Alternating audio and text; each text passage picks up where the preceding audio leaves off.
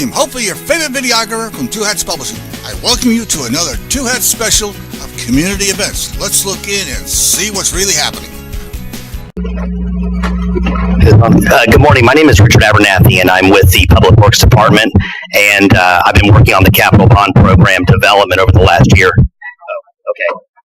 So what I'd like to do is just give everybody an overview of the entire bond program package, and I'm going to turn it over to Charlotte Letcher to talk a little bit more about Proposition J.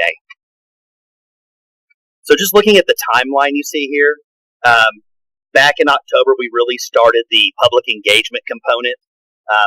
Even before then, it's not on this slide, but we really started last May of 2016, starting to get together our needs list, making sure we got scoring criteria, and started briefing council on that.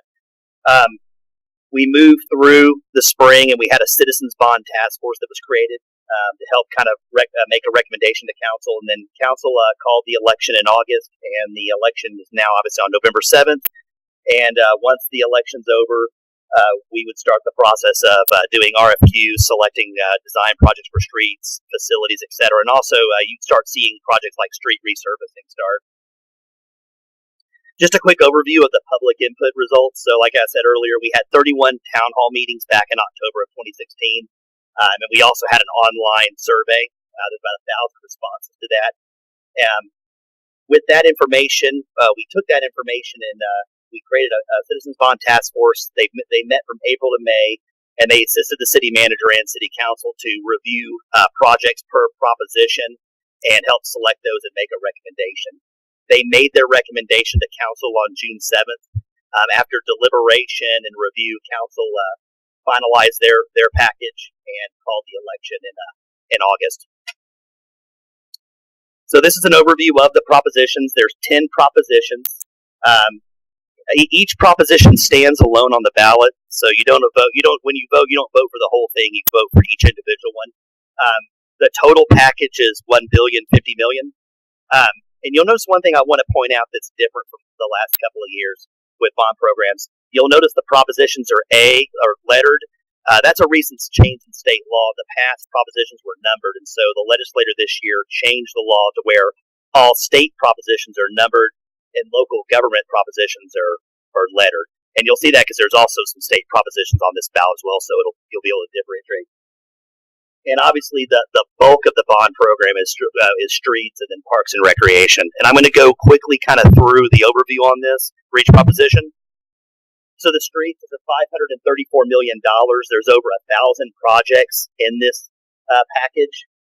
Mostly it's focusing on street reconstruction and resurfacing, sidewalk replacement, critical bridge repair, street improvements. And one thing that's really critical about this bond program in the streets is that traffic signals. There's $20 million to upgrade our aging traffic signal system. A lot of those traffic signals are 30 or 40 years old. They're old technology, and so this would be the first phase in upgrading that system. In addition, there's another $18 million in there to install new traffic signals where they're warranted. So there's about 63 traffic signals that located throughout the city that need to be installed. Parks and recreation. About $262 million total. There's 163 projects in this proposition.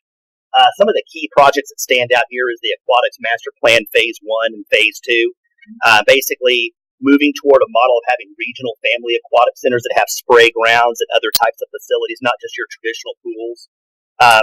The Southern Gateway Public Green Project down on the southern part of the city, right there on 35, kind of another deck park.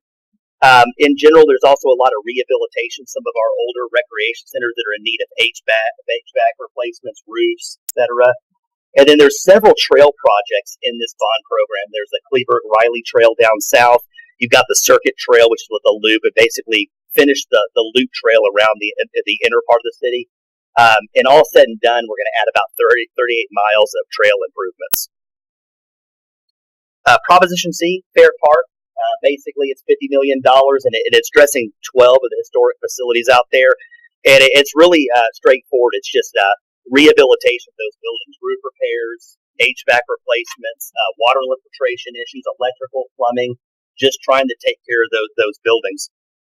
And then Proposition D is flood control and storm drainage. There's about 85 projects, and really it's focusing on erosion control, bank stabilization, and storm drainage improvements. One that you see on the slide there is the Vinemont Channel improvements. It's over in near the Dixon Branch near White Rock Lake. That's an undersized line. It's when we have big rain events, the neighborhood actually floods. It affects about 16 to 30 homes. So this would basically be replacing that drainage channel with a more upgraded system that'll help make that water flow better and eliminate that repetitive flood loss situation.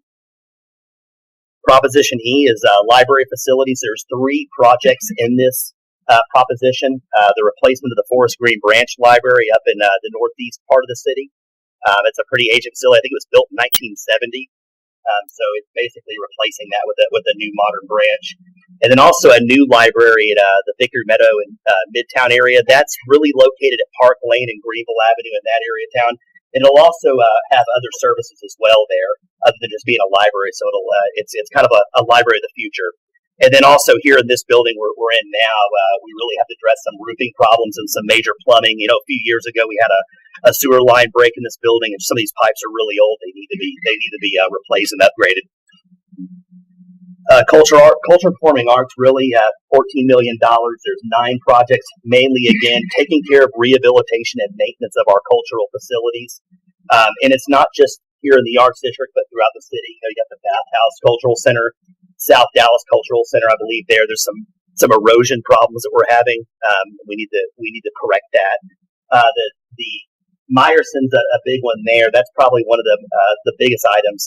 We have some water infiltration problems there. We have what's called a reverberation door that kind of is part of the acoustic system, the controls, and that system's really in bad shape and needs to be replaced. That's one example. But again, most of it's just rehabilitation of those facilities. Public safety.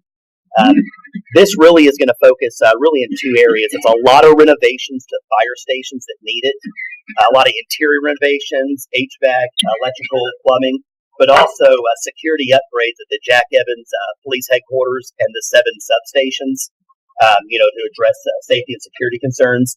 A new fire station at Loop 12 and Jim Miller, and that'll help improve overall response times for the city. That's the one thing about the fire system. The performance of one fire station affects the entire system. It actually affects insurance as well. So adding that fire station will help improve response times in that part of the city. And then replacing fire stations 36 and 46. That picture actually is station number 46, and that facility was built in 1960. So it's definitely, we've done all the rehab we can do to it. It's really just time to replace it with a modern facility. Proposition H is really, this is kind of your basics. It's City Hall and city service and administrative facilities. Some of the highlights there is making some upgrades to City Hall, a lot of ADA compliance, improving restroom accessibility. A picture here of the roof at City Hall here. We've got some water problems. We need to get the roof replaced and fixed. A lot of water infiltration issues, electrical replacements need to be done. Replacing electrical panels at 37 facilities. I mean, a lot of those electrical panels are really old. They're out of date. They're not compliant. We need to replace that. And also expansion of the West Dallas Multipurpose Center. That'll help us bring in a community court and have lease space for partner agencies that we work with, as well as replacing some electrical panels there as well. And then the Oak Cliff Medical Center, that's another one to point out. Phase 1, that's a very old building too. It's a lot of accessibility issues, getting the restrooms up to date, doing some interior renovations. And then one that's not on there too is some storage facilities too for some of our equipment. A lot of our stuff's in one part of the city, so if we need it, we have to go all the way down to the south part and then come all the way back. So trying to make it a little more efficient there. Proposition I is economic development housing. It's $55.4 million. And really we've had this in previous bond programs as well, but really it's going to focus on providing funding to facilitate transit-oriented developments. That would be developments that are within a quarter mile of a DART rail station or directly tied to a bus stop. Revitalization of commercial corridors. There's a lot of commercial corridors that have become underutilized due to dynamic changes in the market. So this would be help facilitate redevelopment of that. Mixed income housing, again, funding to help facilitate that type of housing throughout the city, as well as neighborhood revitalization and mixed use development type projects. And then we'll get into detail on Proposition J here in a second. I'll turn it over to Charlotte, but really it's $20 million for permanent supportive, rapid rehousing, and transitional housing. And it really, the funding will be allocated through a competitive bid process, but it focus on that, like I said, that permanent supportive housing, targeting chronic homeless, rapid rehousing for elderly and disabled, families with children, young adults, and then day centers for seamless wraparound services.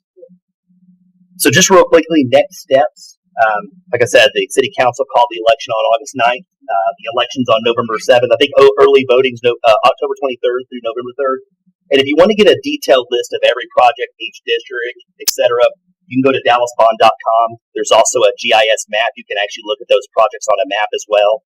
Again, or you can get the full itemized list as well. And there's also an information guide that's downloadable on there as well. So I'll turn over to Charlotte at this point. Thank you. This is William, hopefully your favorite videographer from Two Hats Publishing. I hope you enjoyed this video. If you like it, please leave comments below, or like, follow, or subscribe to us and get notices of all our videos. We love it, even when you call.